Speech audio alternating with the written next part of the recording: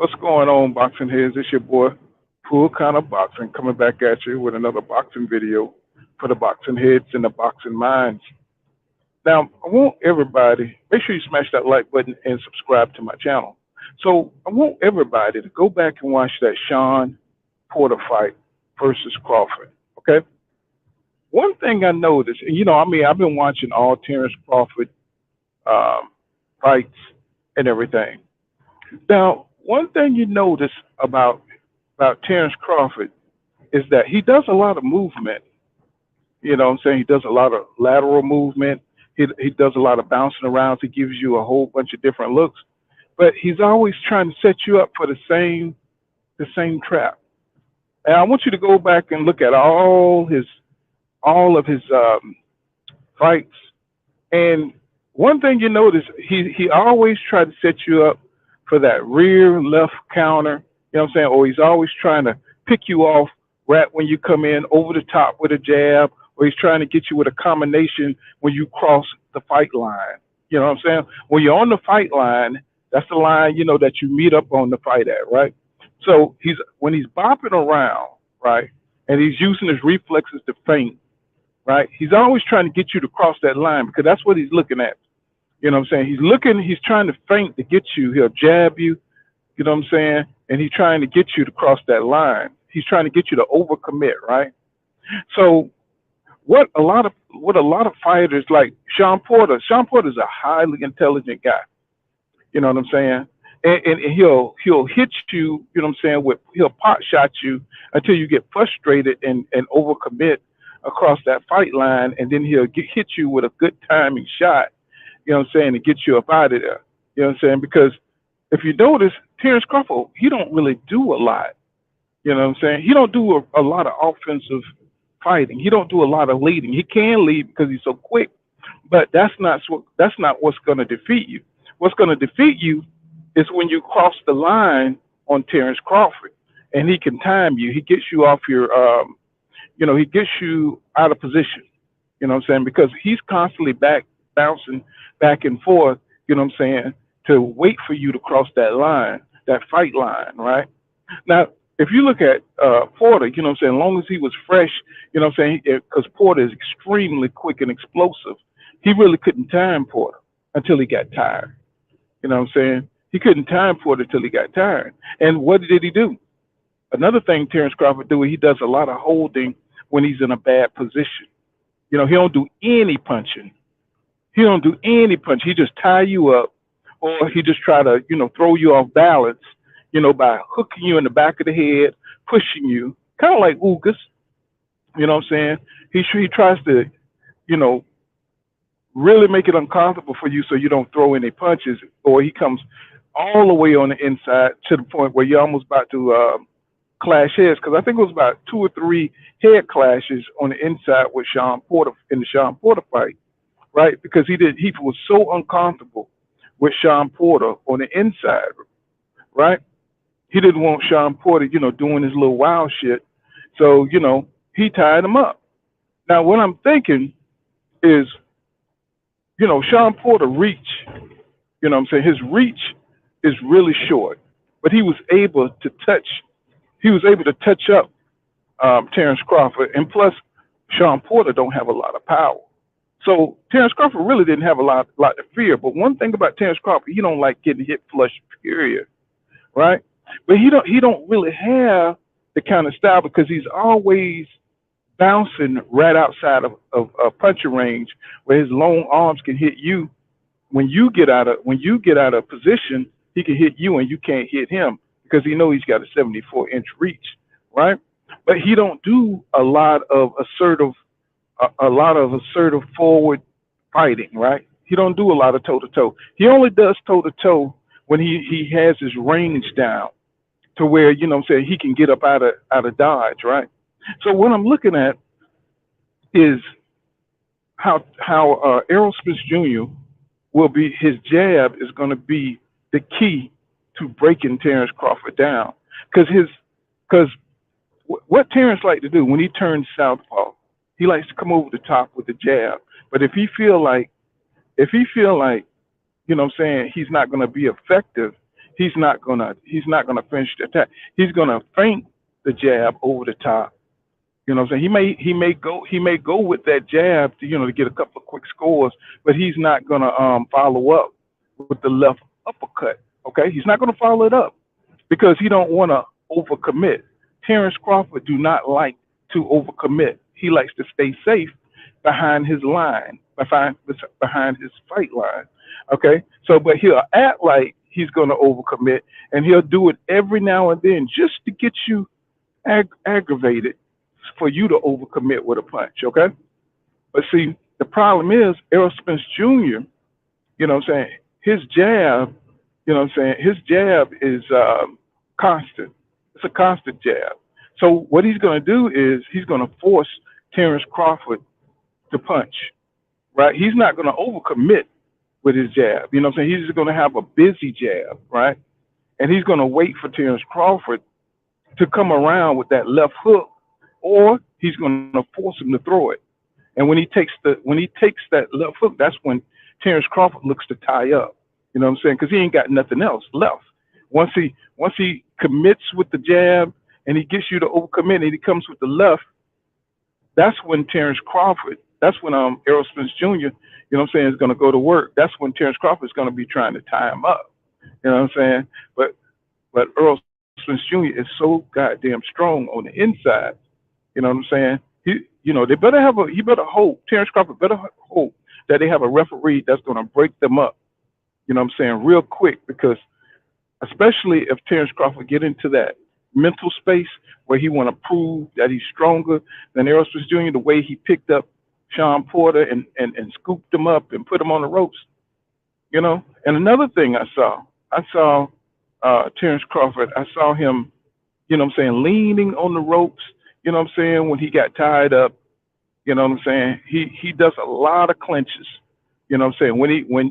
When he throws his left and he throws his right, you know what I'm saying, he does a lot of clinching, y'all. A lot of clinching. And that's gonna be that's where Errol Spence Jr. is gonna have to go to work.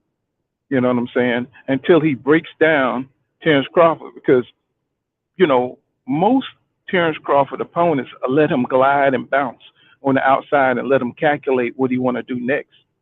So the key for Errol Spence Jr. to beat Crawford is his activity work rate. Okay?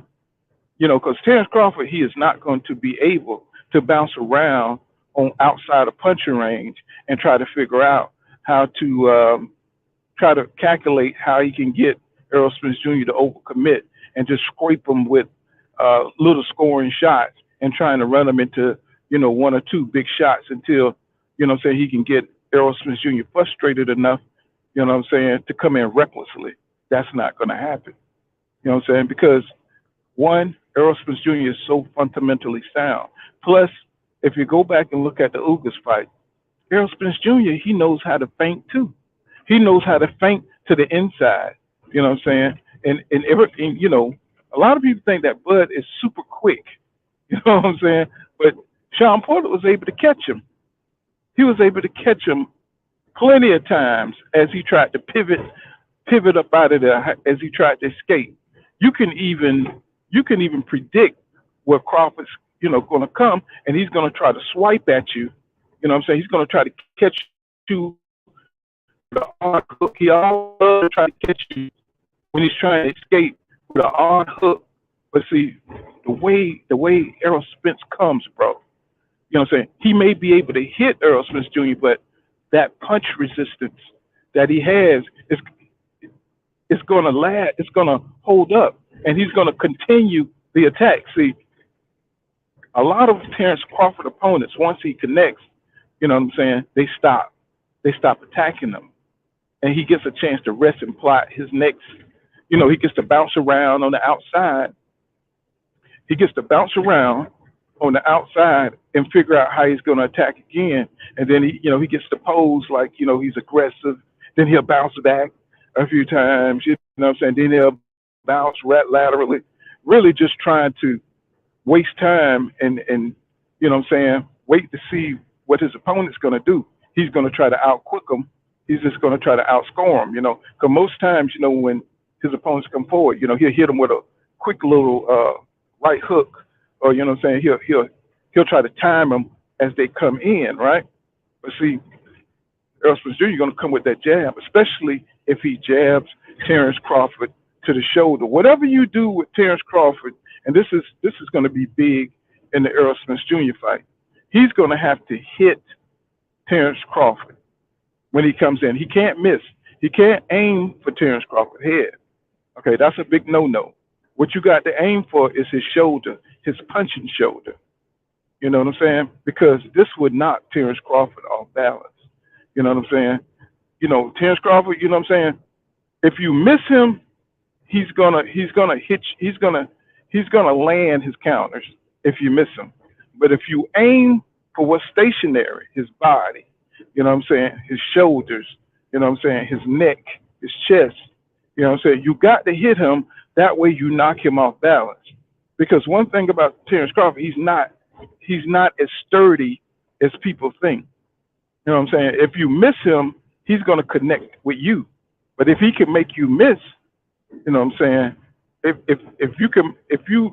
If he makes you miss, you know what I'm saying? That's when he's, you know, good with the uppercut coming up, or the hook, the right hook come around on the outside, because that's a punch, that's a distraction. That punch is a distraction. You know what I'm saying? Because now you're being attacked, but you know he's really trying to set up, you know what I'm saying, the uppercut left. But if you punch him in the shoulder, or you punch him and knock him off balance, it takes his coordination. It knocks off his coordination. You know what I'm saying? And I noticed that with Shawn Porter. When Shawn Porter would connect, you know what I'm saying, it knocked out. He wasn't as accurate. You know what I'm saying? Because he was hitting him and he was knocking him off his mark. And that's what Errol Spence Jr. is going to be so good at, because Errol Spence Jr. is a good placement puncher. So he's going to notice this because he's a fighter. He's going to notice Terence Crawford is not going to be able to pick him off because of Errol Spence Jr.'s jab. And once he figures out that he's going to have to place that jab on Terence Crawford's shoulder, you know what I'm saying, and he's going to have to touch something, he's going to have to hit something to be able to move in, to be able to step in on Terence Crawford to have a continued attack. Because the most dangerous space with Terence Crawford is the space that Terence Crawford creates when he steps back. It's when he steps back, that space that he creates is what he's swinging at, the fight line, right? So once Errol Spence Jr. realized that all he has to do is protect himself, you know what I'm saying, inside that space, anytime Terence Crawford, you know, he's bouncing around to make space so he can punch at the fight line. That's all he's doing. It's the same thing over and over. He may give you different looks, but he's going to fake, he's going to jab you, or he's going to give you a one punch. But when you come in that single space, when you come into that no man's land, he's going to try to give you a combination, then he's going to try to dip, unless you're hurt. So it's pretty much the same thing over and over with Terence Crawford. You know what I'm saying? He bounces around, trying to get you off, trying to get you to overcommit. That way he can beat you, you know what I'm saying, without being in any danger into the no man's land.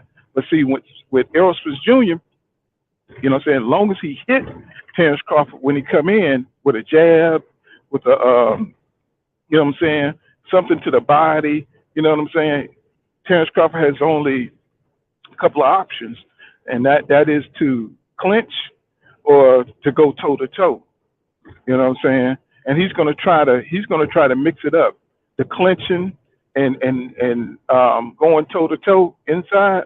You know what I'm saying? That's something that Terence Crawford is going to have to, you know what I'm saying, he's going to have to mix that up, because really, you know, Errol Spence Jr. is stronger than him on the inside. He's a stronger inside fighter than Terence Crawford. Terence Crawford knows he can't pull out on Errol Spence Jr. So we're going to see a lot of clinching in the Errol Spence Jr. fight, and we're going to see Errol, you know what I'm saying, using his physicality to break the hold of Terence Crawford. You know what I'm saying? He's going to break them holds, because that's what Terence Crawford does when he's in a bad position. He likes to clinch.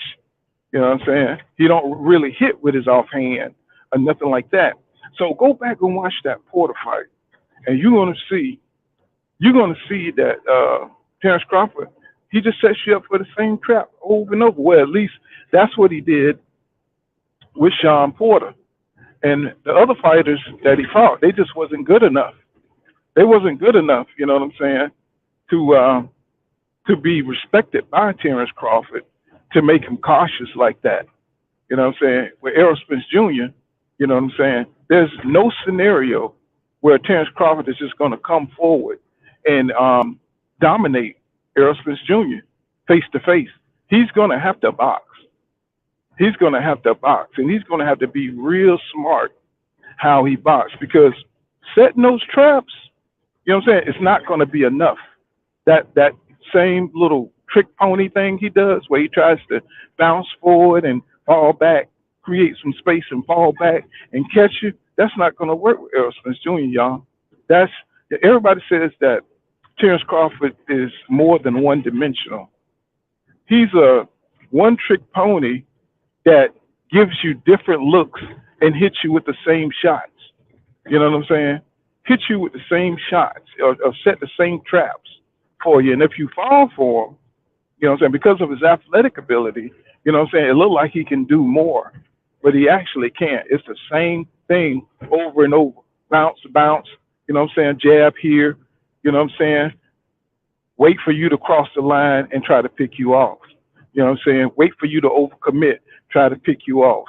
You know what I'm saying? It's the same thing over and over again. He's just got good movement, good reflexes, and he's super strong. You know what I'm saying? But I see Errol Spence Jr. like really hurting Terence Crawford, y'all. I mean, that ain't no bullshit. You know what I'm saying? Because a lot of people think that Errol Spence Jr. is slow, but he's only pacing himself like that. You know, he can go when he want to go. Plus, you know what I'm saying, he's going back into the lab, you know what I'm saying? He's going back to the lab to straighten out any, you know, any little flaws that he had, you know, as far as his defense and his accuracy. You know what I'm saying? I'm pretty sure he's going to cover all that with Derrick James, you know, and I'm pretty sure they're going to see what I saw, that Terence Crawford is not hard to figure out. You know what I'm saying? He uses way too much movement to try to cover up the same traps he tried to set. And it's not a lot. He does a whole bunch of, you know, all this different changing levels and putting his hand, rocking his head around and stuff. It's the same thing over and over, you know, just trying to get you to overcommit. You know what I'm saying? He's not going to devastate you with combinations. You know what I'm saying? He's not going to run up on you and just beat you. You know what I'm saying? He's going to wait. He's got to wait for you to open up. And Terence Crawford and Errol Spence Jr., you know what I'm saying? He don't wait. He don't sit around waiting. That's a big advantage that Crawford has. His opponent's waiting on him. You know what I'm saying? Errol Spence Jr. is not going to wait, y'all. And Terence Crawford, he's going to have to get used to fighting at a pace, a higher pace. He's going to have to do some damage early. He's not going to be able to calculate the data. He's going to have to calculate the data as he fights. You know what I'm saying? Which I think he can do, but the problem is he's going to be taking punishment along the way. And Errol Spence Jr. don't stop, y'all. He don't stop. He's a machine. You know, he's like the Terminator. You know what I'm saying? Once he get in there, you know, he just keep going and he don't quit.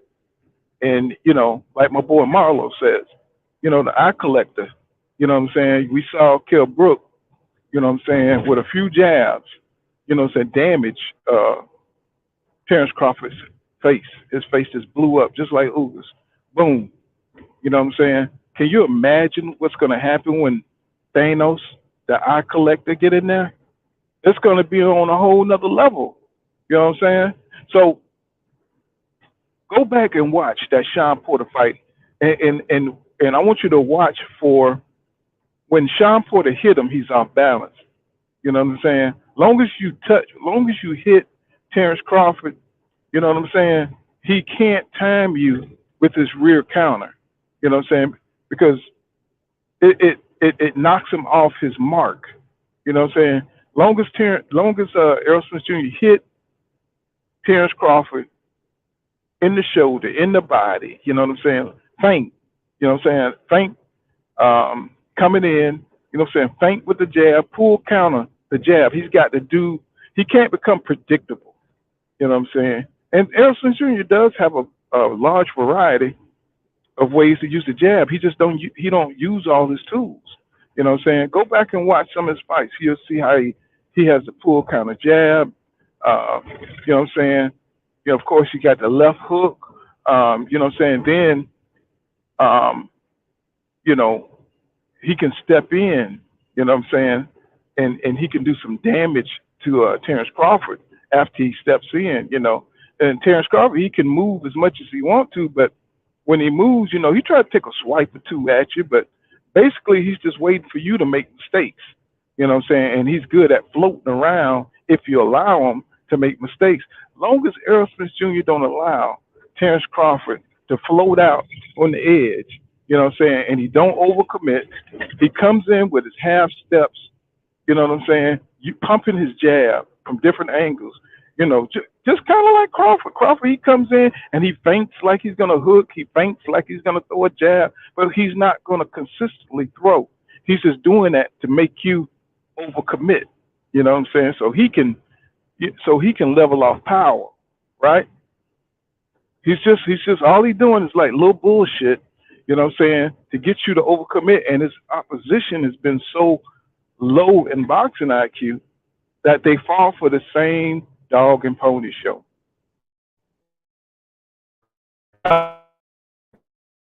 Go back and watch all his fights and see if this is not true. It looks good because he's such a graceful athlete and that he has such quick reflexes and that